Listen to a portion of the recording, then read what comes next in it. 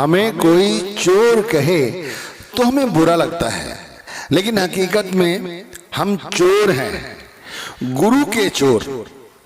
वो गुरु के चोर जिसने हमें नाम दान दिया, जो हमें जीवन का मुख्य उद्देश्य बता रहा है, हम रोज रोज उसी की चोरी करते हैं जो काम बताया जा रहा है। जिस सिमरन भजन को हमें रोज करने के लिए कहा जाता है, उसे ना करना भी तो चोरी ही है, और हम इसके आदी हो गए हैं। जब से नाम दान मिला है तब से रोज रोज नाम के सुमिरन भजन की चोरी करते आ रहे हैं, और हमारे दुखों का यही कारण है। लोग कहते हैं ना कि हमें नाम दान मिले हुए एक अरसा हो गया, लेकिन उसके बाद भी कभी दुख नहीं गए, कभी भी अंदर में शांति नहीं आई, कभी वो हौसला नहीं आया जिससे परमार्थ से, गुरु नाम से जुड़ जाते हैं। भाई कैसे जुड़ जाते? मेहनत की, हमने तो चोरी की है, मेहनत कहाँ की?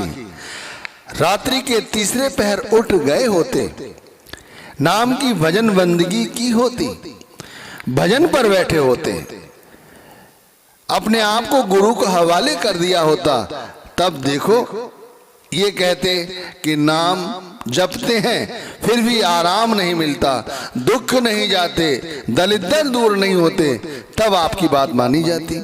हकीकत यही है कि संसार में जितने भी नामधारी हैं और आज दुखी हैं, तो उसका कारण कोई दूसरा नहीं, बेखुद हैं।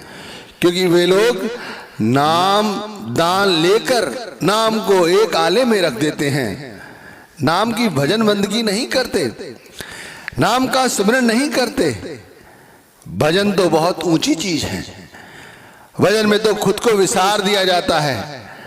खुद को जब भूल जाते हैं तब कुछ अंतर में हमें दिखाई देता है, कुछ सुनाई देता है। अंदर में वो भंवर गुफा है, वो सचखंड है, वो ईश्वर रहता है। उसकी सोची कैसे आएगी?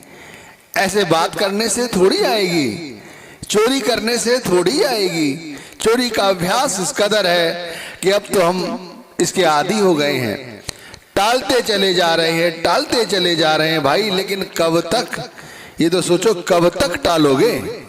हमारी चोरी शुरू होती है हमारे आलस के साथ। आलस हमें नींद लाता है, नींद के कारण हम आलसी होते हैं, नींद सताती है, आलस आता है, और हम उठकर नाम की भजन बंदगी के लिए नहीं बैठते। नित्य नित्य करते हैं, रोज रोज ये अभ्यास हमारा बढ़ता चला जा रहा है। पता नहीं कब आखिरी बार बैठे थे, याद भी नहीं होगा बहुत सारे लोगों को। इसीलिए तो ये काम, क्रोध, लोभ, मोह, अहंकार, ये जो शत्रु हैं हमारे साथ, ये आज तक हमारे साथ ही हैं। हम ये इन्हीं विकारों में उलझे हुए हैं। मैं कहता हूँ ये लोभ की जो नदी है, इसी में हम डूबे हुए हैं। इसीलिए हम गुरु के संग प्रीति नहीं कर पाते। गुरु नाम की जो डोर हमें दी गई है, जो गुरु ने हमें नाम दिया है, ना हम वो डोर पकड़े हुए हैं, ना हमने नाम को साधा हुआ है, ना ही हमारा मन नाम के साथ जुड़ा हुआ है।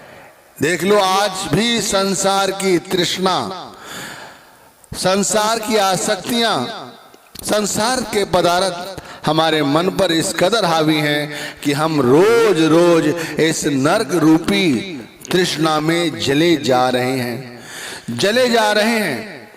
न काम छूटा, न क्रोध छूटा, न कोई आसक्ति खत्म हुई। ये अग्नि कल भी हमें जला रही थी और आज भी हम इसी अग्नि में जल रहे हैं। संत हमें कुछ समझाते हैं, समझते हम कुछ हैं। हम सत्संग भी नहीं सुनते, और सत्संग सुनने जाते हैं तो सत्संग में क्या समझाया जा रहा है, सत्संग की क्या महिमा है, क्या मूल है, वो नहीं समझते। एक भेड़ चाल है, उस भेड़ चाल का हम हिस्सा बने हुए हैं। देखते हैं कि एतवार के एतवार लोग जा रहे हैं सत्संग सुनने, तो हम भी चल पड़े। हम देखते हैं गुरु का कोई भंडारा है, फला जगह है, लोग जा रहे हैं, हम भी जाएंगे, छुट्टी करके जाएंगे, ये छोड़ेंगे, वो छोड़ेंगे। लेकिन असली काम क्या है? वो नहीं समझते। भाई वो समझने की जरूरत है कि सत्संग में क्या समझाया जा रहा है, और सत्संग सुन लिया, सत्संग में क्या समझाया, चलो वो भी सुन लिया, फिर उसे अमल में नहीं लाए तो ये भी चोरी हुई।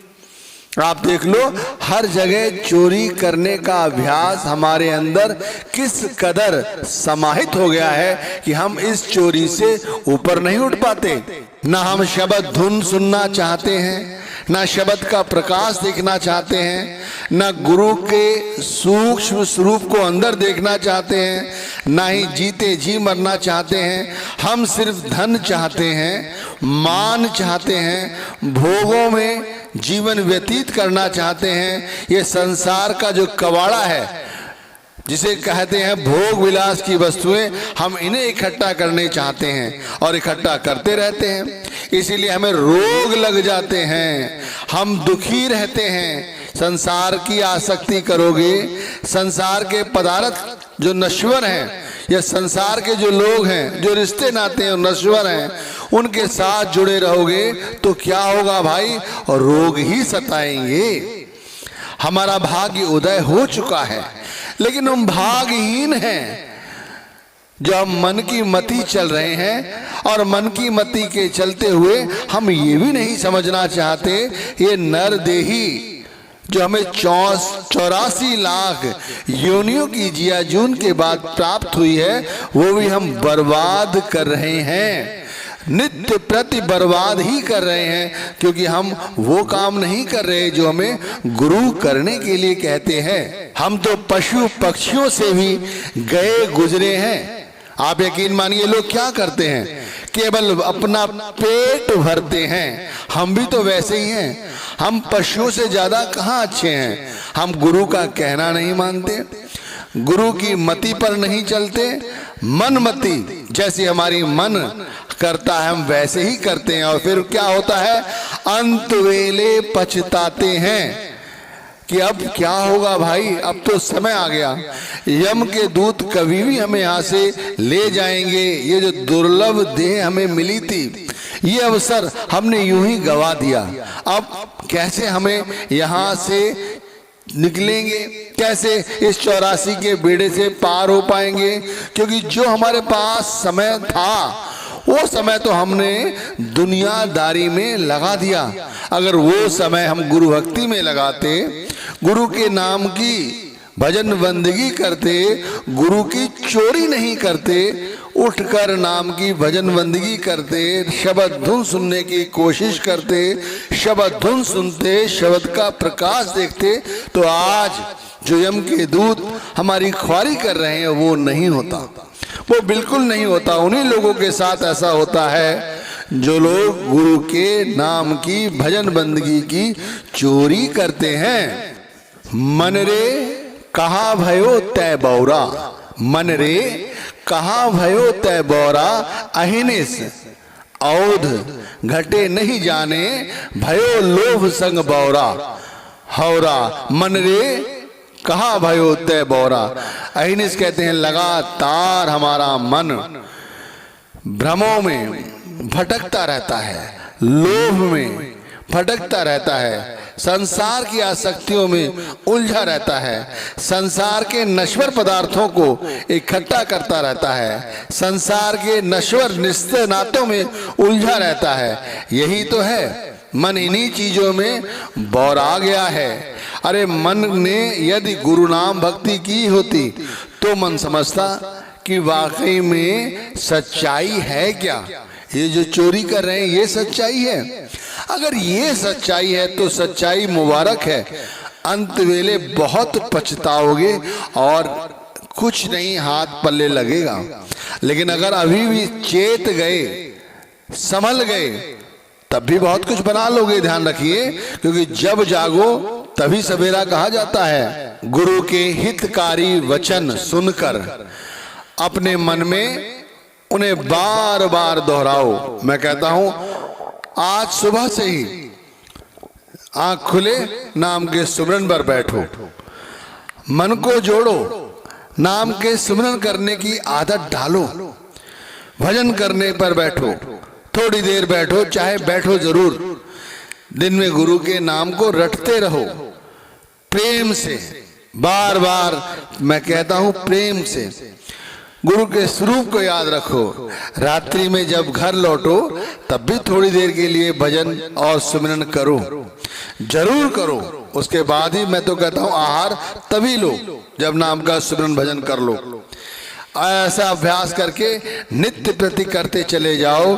सुमिरन की बैठक को बढ़ाओ, भजन की बैठक को बढ़ाओ। फिर जैसे अभी हम अंधे हैं, बहरे हैं, जो हमें संसार दिखाई देता है, गुरु दिखाई नहीं देते। कानों से संसार की मांगे, चीख पुकार, माया, यही सब सुनाई देता है। फिर सब बंद हो जाएंगे। हमारी जो आंखें हैं जो गुरु को नहीं देखती, वो गुरु को देखेंगी। कहते हैं ये आंखें तो हैं ही अंतर की आंखें, उन अंतर की आंखों से भी हमें गुरु दिखाई देता है। और गुरु कहीं बाहर नहीं दिखाई देता, वो भी गुरु हमें अपने अंदर ही दिखाई देता है, शब्द रूप में दिखाई देता है, शब्द के प्रकाश के रूप में दिखाई देता है। इन कानों से बाहरी शोर बंद हो जाते हैं और अंतर में जो घर से परमात्मा के जो आवाज आ रही होती है, जिसे शब्द धुन कहते हैं, वो सुनाई देती है। वो रुनझुन की झुनकारें सुनाई देती हैं। कहते हैं हमारे अंदर भंवर गुफा है जहां बंसी बजती है। उस भंवर गुफा में बजी हुई बंसी हमें सुनाई देती है, लेकिन जब हमारी सूरत ऊपर चढ़ती है तब कहते हैं इसी शरीर के अंदर वो 64 करोड़ देवी देवता रहते हैं, लेकिन उनसे मिलने का साधन केवल एक है, तरीका एक है। वो साधन है नाम और तरीका है सुमिरन और भजन। इसके अलावा कोई दूसरा तरीका नहीं है। भाई जो शून्य समाधि में उतरना चाहता है, जो भंवर गुफा में बज रही बंसी को सुनना चाहता है, कहते हैं अंदर के प्रकाश को जो देखना चाहता है, वो अभी से ये संकल्प करे कि वो गुरु की चोरी नहीं करेगा। गुरु की चोरी करने से उसे कोई लाभ नहीं होगा। वो अपने जीवन को यूं जाया कर रहा है, बेमतलब में अपना समय खराब कर रहा है। ना उसका काम जाएगा, ना क्रोध जाएगा, ना लोभ जाएगा, ना अहंकार जाएगा। संसार की आसक्तियों में वो कल जैसे लिबड़ा हुआ था, आज भी वैसे ही लिबड़ा रहेगा। आगे और आकर उसकी अस्थि खराब ही होगी। लेकिन जो आज सुधर गया, जिसने आज गुरु की चोरी बंद कर दी, वो समझ जाता है। वो फिर चोरी करने का अभ्यास छोड़कर गुरु भक्ति में लग जाता है। हमारा मन मलिन है, गंदा है, मतिमंद है, इसकी मत सुनो, इसकी मत सुनो। जिस रास्ते पर ही ले जाए उस रास्ते मत चलो, गुरु की मत चलो। गुरु ने जो रास्ता दिखाया है उस राह पर चलो, तब काम बनेगा। गुरु के स्वरूप को अपनी आंखों में बसाओ, गुरु के स्वरूप के साथ अपनी सूरत को जोड़ो। जब सुमिरन करने बैठो तब गुरु को अपने इसी आज्ञा चक्र पर ध्यान से देखने की कोशिश करो। और ये जो स्वरूप है जो गुरु का, वो प्यारा है, लेकिन उन्हीं गुरु से फरियाद करो कि हमें वो रूप दिखाओ गुरु महाराज जो तुम्हारा अपना असल रूप है, जो परमात्मा का रूप है। कहते हैं परमात्मा और गुरु में कोई भिन्न भेद नहीं है, वो एक ही है। लेकिन गुरु चाहेगा तब तुम परमात्मा के उस रूप को देख सकोगे। आप देख लो, हजारों करोड़ों लोग नाम भक्ति करते हैं, लेकिन उनमें से कुछ ही लोग ऐसे हैं जो सफल हो पाते हैं, वरना लोग यूं ही गाल बजा रहे हैं। असली गुरु भक्ति कोई विरला ही करता है। रात्रि के तीसरे पहर से हमारी जिम्मेवारी शुरू हो जाती है कि हम गुरु भक्ति करना शुरू कर दें और गुरु की चोरी जो अब तक की है वो बंद कर दें। ये चोरी करना जितनी जल्दी बंद कर दोगे उतनी जल्दी सफलता के मार्ग पर चल पड़ोगे। और देख लो, पता भी नहीं चलेगा कब ये दुख के बादल छट गए, कब गुरु ने आकर हमें थाम लिया, कब गुरु का स्वरूप